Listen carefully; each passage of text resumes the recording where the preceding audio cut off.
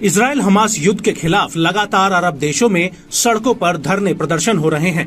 वहीं दूसरी तरफ लेबनान का आतंकी संगठन हिजबुल्लाह रह रहकर इजराइल पर रॉकेट हमले कर रहा है। हालांकि हिजबुल्लाह के प्रमुख नसरल्लाह ने अपने संबोधन में साफ कर दिया था कि लेबनान सीधे गाजा युद्ध में नहीं कूदेगा, लेकिन लेबनान के अलावा यमन का आतंकी संगठन हूती इजराइल के लिए सिरदर्द बना हुआ है। 31 अक्टूबर 2023 को हूती ने इस बात की घोषणा की थी कि उसने यमन से इजराइल पर कई रॉकेट्स और मिसाइलें दागी थी, और अब इसी कड़ी में हूती ने एक और नया वीडियो जारी किया है जिसमें वो इजराइल पर कामिकेज ड्रोन फायर करता हुआ दिख रहा है। हूती का दावा है कि उसने 6 नवंबर 2023 को इजरायली सेना के अड्डों पर ड्रोन हमले किए हैं, जिसकी वजह से इजरायली सेना की गतिविधियां कुछ समय तक के लिए बाधित हो गई थी। इसको लेकर हूती के प्रवक्ता याह्या सारी ने ट्विटर पर एक पोस्ट लिखा है कि यमन के सशस्त्र बलों ने पिछले कुछ घंटों में इजरायली दुश्मन पर कब्जे वाले जगहों पर ड्रोन्स का एक जत्था दागा है।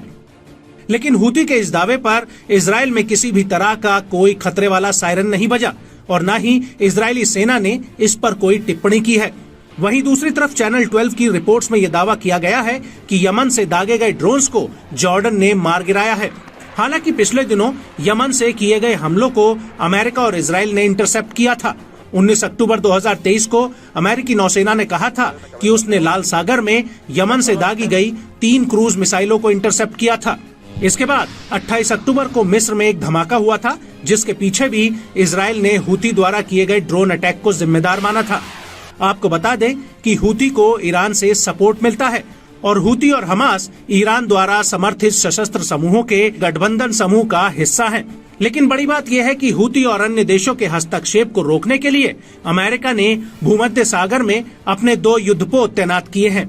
इसके अलावा सऊदी अरब ने भी हूती की कई मिसाइलों को इंटरसेप्ट किया था। हालांकि गाजा युद्ध को लेकर सऊदी ने इजराइल के खिलाफ अपनी आवाज मुखर की थी, लेकिन सऊदी अरब का क्षेत्रफल बड़ा होने की वजह से उसके एयर डिफेंस से हूती की मिसाइलें बच निकल सकती हैं, और यही वजह है कि खुद इजराइल ने अपने जंगी जहाजों को लाल सागर में उतार दिया है। वहीं दूसरी तरफ 2 नवंबर 2023 को इजराइल ने हूती द्वारा दागी गई एक क्रूज मिसाइल का वीडियो जारी किया था, जिसे इजराइल के F-35I लड़ाकू जेट ने तबाह कर दिया था।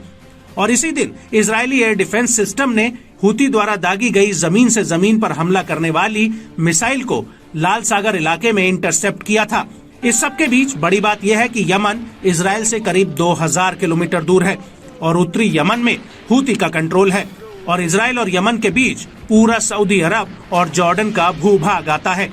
लेकिन उसके बावजूद वो लगातार इजराइल पर हमले करने की कोशिश में लगा हुआ है।